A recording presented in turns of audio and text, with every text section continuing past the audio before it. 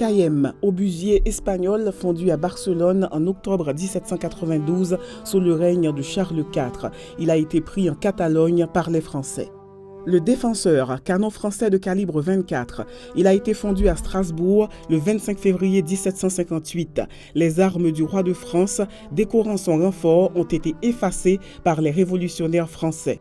Canon de bronze fondu en 1742 à l'arsenal de Woolwich en Angleterre. Son renfort est orné des armes de George II, couronné et entouré de l'ordre de la Jarretière, surmonté de la devise « Dieu est mon droit ».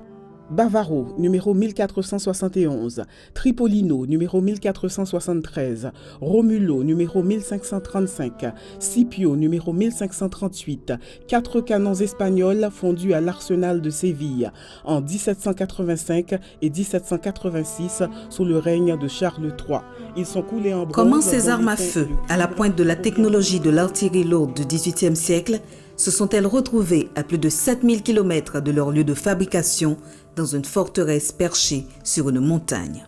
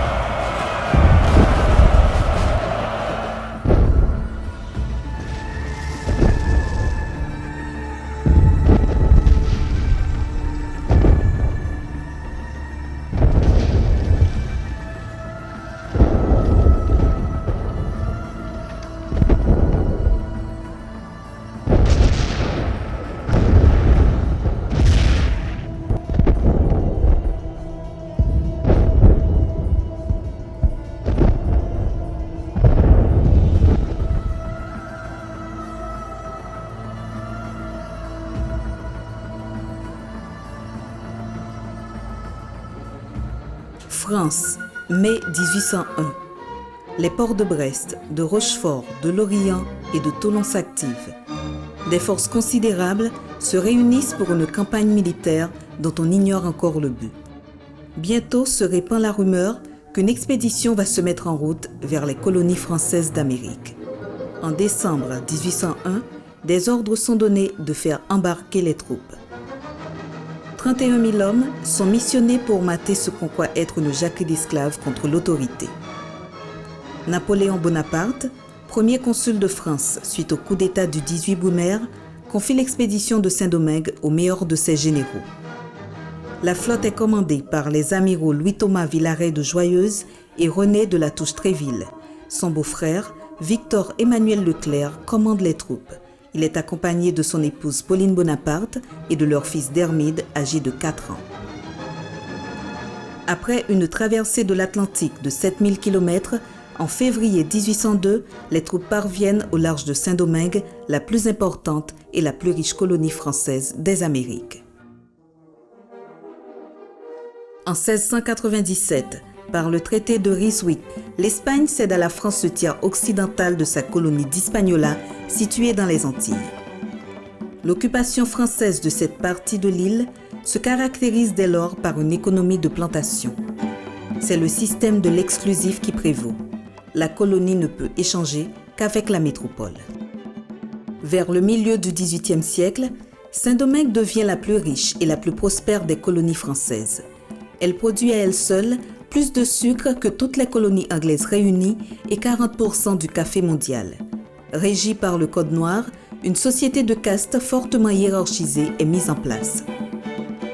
La production des denrées et l'immense richesse générée est assurée essentiellement par une main-d'œuvre servile. Au cours du XVIIIe siècle, près de 1 million d'esclaves sont transportés des côtes ouest d'Afrique vers Saint-Domingue par le commerce négrier. Cette main-d'œuvre s'occupe à faire pousser et à transformer la canne à sucre et le café sur de vastes domaines. Propriété des colons, ils travaillent et vivent dans les pires conditions. Un véritable régime de terreur leur est imposé afin de briser toute tentative de résistance et les maintenir dans un état de complète docilité. Les colons frustrés par les restrictions de l'exclusif, les gens de couleur libre bafoués par des règlements discriminatoires et 500 000 esclaves maintenus dans un état de servitude brutale et abjecte précipitent le cours de l'histoire. À la fin du XVIIIe siècle, la colonie de Saint-Domingue est au bord de l'explosion.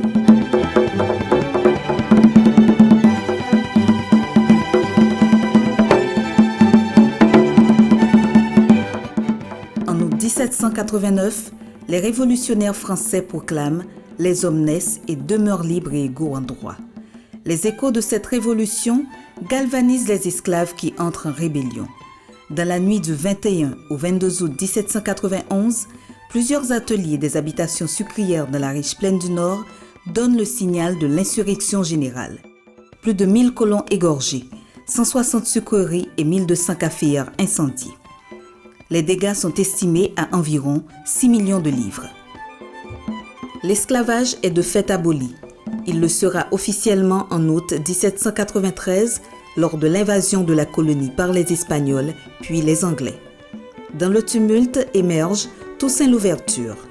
Ancien esclave de l'habitation Bréda, Toussaint rallie très tôt le mouvement insurrectionnel, puis il rejoint l'armée française.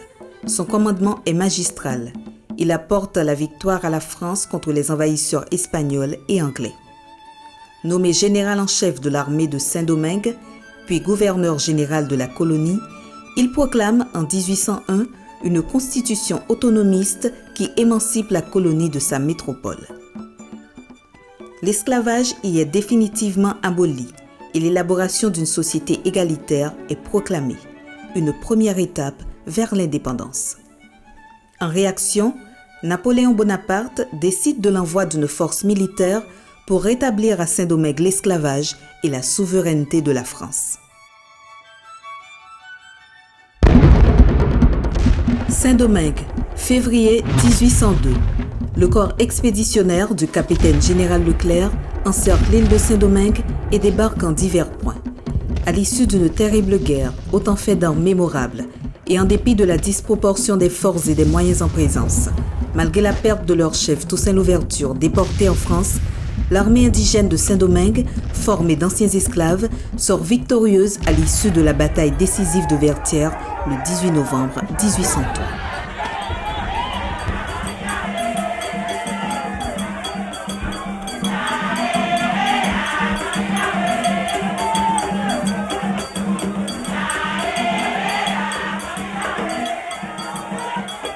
« 1er janvier 1804. Une ère nouvelle débute sur l'île de la Caraïbe. Jean-Jacques Dessalines, commandant en chef de l'armée victorieuse, accompagné de ses généraux, proclame l'indépendance. Et, pour bien souligner l'événement et son irréversibilité, il nomme le nouvel État Haïti, nom que lui donnèrent jadis les Taïnos, les premiers habitants de l'île. Au lendemain de l'indépendance, les Haïtiens font face à de nouveaux défis. Créer un nouvel ordre social, créer un nouveau système économique, créer un État. Un retour des Français est à craindre. Un train de mesures est immédiatement pris en cas d'attaque. Éloigner la population des côtes. Au moindre signal d'alarme, les villes disparaissent et la nation est debout. Le siège du commandement de l'armée est transporté à l'intérieur des terres, à Marchand, la capitale du nouvel État. Avril 1804. Dessalines commande à ses généraux divisionnaires l'édification d'ouvrages fortifiés au sommet de montagnes les plus hautes, surplombant les voies menant à l'intérieur des terres. Entreprise immense, visant à borner le territoire nouvellement conquis. Il fut ainsi édifié un ensemble stratégique de constructions militaires, forts, batteries, redoutes, vigies, postes, guérites. Les forts Bonnet-Carré, Marfranc, Platon, Gary, Les Bois, Campan, Auger, Jacques, Alexandre, Drouet, Delpech, Becquet, Oranger, Bayonnet, Jalousière, Neuf, Dahomey, Culbuté, Décidé, Madame, Innocent, Doko, Fin du monde. Pas moins d'une trentaine d'ouvrages militaires couvriront l'ensemble du territoire. De ces constructions se distingue un ouvrage exceptionnel, la citadelle.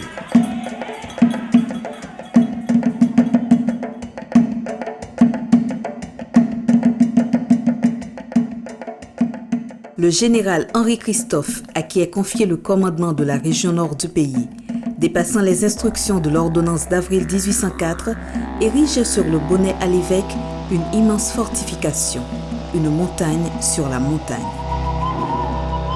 Pour réaliser cette surprenante construction placée à 900 mètres d'altitude, Henri-Christophe use de stratégies inédites et invente. Il invente des courtines et des bastions étagés, une synthèse audacieuse entre les applications classiques des ouvrages militaires bastionnés du marquis de Vauban et les récentes théories des fortifications verticales élaborées par le marquis de Montalembert. Il entoure le pic vertigineux de la Ferrière d'un vaste quadrilatère sur plus de 12 000 mètres carrés. Il fonde sa citadelle au sommet d'un piton rocheux sur des soubassements de 5 mètres d'épaisseur. Il réalise le tour de force d'adapter la forteresse aux faciès brutales du sol et à l'arête rocheuse qui lui sert de socle, combinant ainsi de surprenantes hardiesses de construction à une science consommée de la défense militaire. Il élève des tours bastions, dont l'une d'elles, le bastion Croix-David, atteint plus de 40 mètres de hauteur. D'une saisissante beauté, le bastion Croix-David confère à l'édifice une sorte de majesté qui est autant une manifestation de puissance qu'un élément défensif. Il perche à pic au-dessus d'une falaise vertigineuse le bastion du Grand Boucan, la batterie Marie-Louise et le bastion du Prince Royal. Henri-Christophe érige d'immenses magasins à poudre et y entrepose des milliers de barils d'explosifs afin d'assurer à la forteresse une impressionnante puissance de feu. Il met au travail 20 000 hommes et femmes recrutés dans tout le nord du pays. Afin de réaliser cet immense chantier, tout un réseau d'approvisionnement est mis en place. Il prospecte, ouvre et fait exploiter des mines d'argile pour la confection de centaines de milliers de briques, de carreaux et de tuiles. Il construit d'immenses fours à chaux nécessaires à la fabrication des mortiers pour la mise en œuvre de plus de 150 000 m3 de maçonnerie de pierre. Il remet en production d'anciennes habitations coloniales pour nourrir ses ouvriers. Il fait grimper de manière inconcevable, à 900 mètres d'altitude, près de 360 tonnes de pièces d'artillerie lourdes.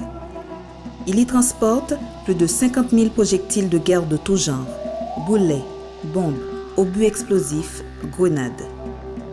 Il aménage dans l'enceinte de sa citadelle une vaste place d'armes destinée à la revue des troupes.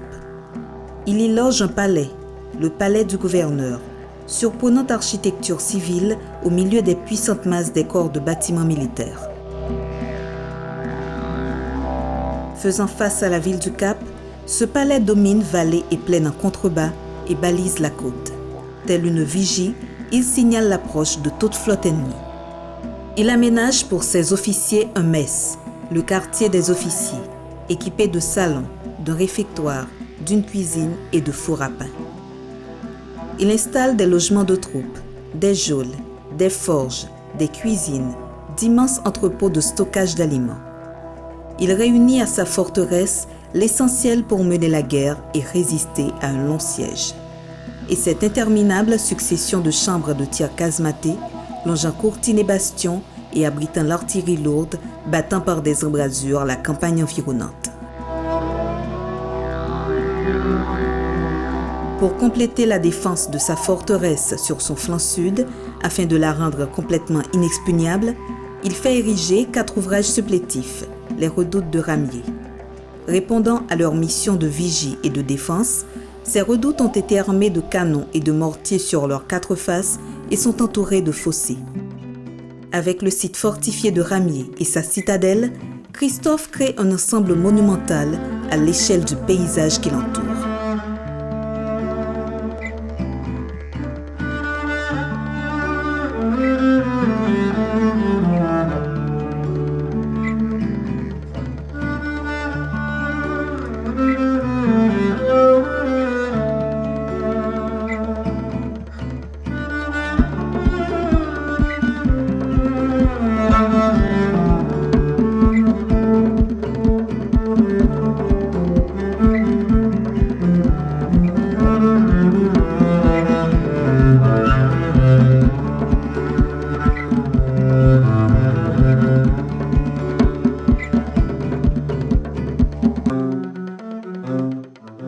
Henri-Christophe avait été chef cuisinier.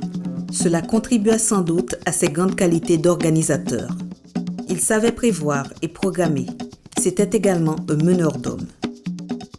Né à l'île de la Gonâde dans les Petites Antilles, il arrive très jeune au Cap Français où il est employé d'une auberge qu'il aurait initié à l'art culinaire et en aurait fait un maître-queux. On retrouve ses traces dans le corps de chasseurs royaux français du vice-amiral d'Estaing, engagé du côté des insurgés dans la guerre d'indépendance des États-Unis d'Amérique. Ainsi, Christophe participa au siège de Savannah où, selon la tradition orale, il aurait été blessé. À son retour, il s'établit au Cap comme aubergiste et maître boucher, puis devient cuisinier à l'hôtel de la Couronne.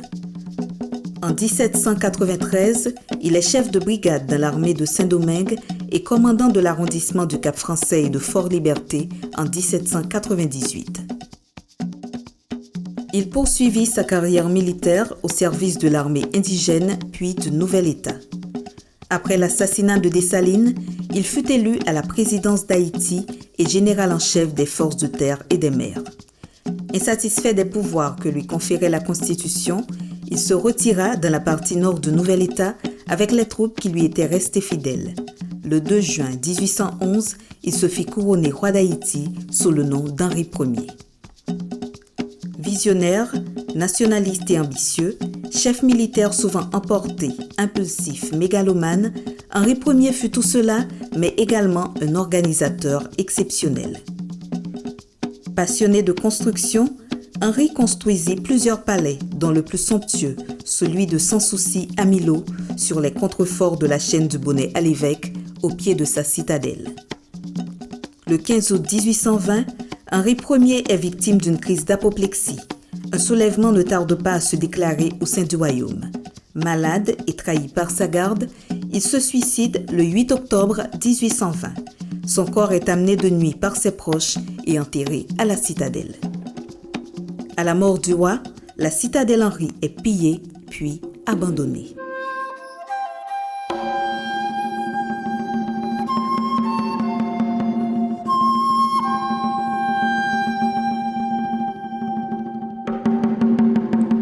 Délaissée, la citadelle Henri n'a survécu que grâce à sa solidité et à son isolement. Depuis plus de demi-siècle, les Haïtiens restaurent leur citadelle. Des travaux importants ont eu lieu de 1980 à 1990 avec l'appui de l'UNESCO. En 1982, la citadelle Henri, le site fortifié de Ramier et les ruines du palais de Sans Souci sont rassemblés dans un parc national historique de 27 km². La même année, le parc est inscrit par l'UNESCO sur la liste du patrimoine de l'humanité sous recommandation du Conseil international des monuments et des sites. Après ces 10 années de travaux, la citadelle Henri fut mise hors de danger et reçoit des voyageurs venus de partout visiter la plus importante fortification de la Caraïbe et la plus grande collection de pièces d'artillerie du XVIIIe siècle au monde. Des pièces rares dont certains exemplaires sont uniques. Bagnoder, canon en bronze doré de calibre 24, fondu à Douai en 1700. Il a fait partie de l'artillerie de Louis XIV. Il pèse plus de 2 tonnes. Mortier de marine 12 pouces et demi. Sa culasse ovoïde est surmontée d'un décor baroque, ceint des colliers des ordres de Saint-Michel et du Saint-Esprit. Ce canon de bronze a été fondu à Rochefort en 1743. Canon anglais de calibre 24, fondu dans du bronze en 1719 sous le règne de George II. Il porte les grandes armes éclatées d'Angleterre. Sur son renfort se détachent les armes saintes du collier de l'ordre de la Jarretière de Sir John Churchill et la devise « Fiel pero desdichado », fidèle mais malheureux. La quasi-totalité de l'artillerie transportée et mise en place à la citadelle Henri et au fort de Ramier fut prise à l'armée expéditionnaire dirigée par Leclerc en 1802, puis rangée et soigneusement mise en scène. Prenant prétexte du retour éventuel des Français, dépassant les instructions de l'ordonnance de Dessalines, il érige un monument, essentiellement pour mettre debout un peuple que l'esclavage avait réduit à l'état de bête de somme. D'une forteresse prodigieuse, Henri-Christophe fait un monument-musée, un écrin où sont rangées et mises en scène dans un grand souci esthétique les armes prises sur l'ennemi. Il lègue au peuple haïtien un patrimoine.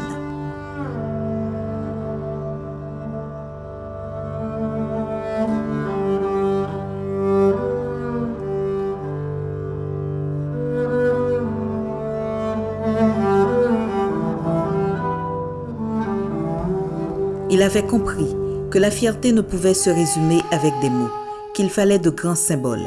Avec la citadelle Henri, Christophe a voulu et a réussi à élever l'âme haïtienne en érigeant un monument qui rassure tout en conjurant le temps.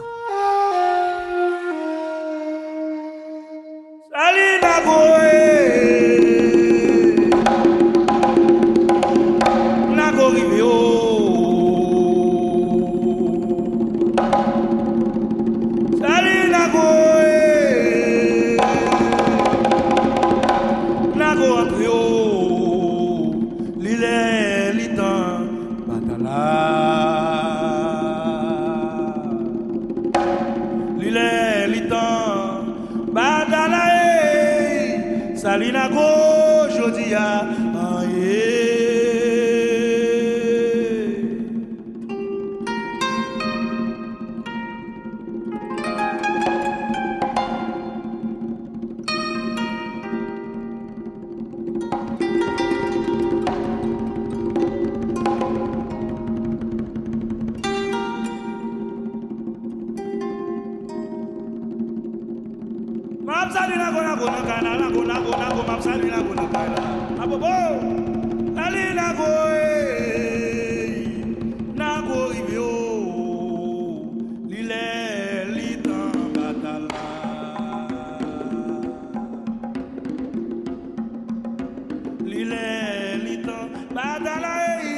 Salinago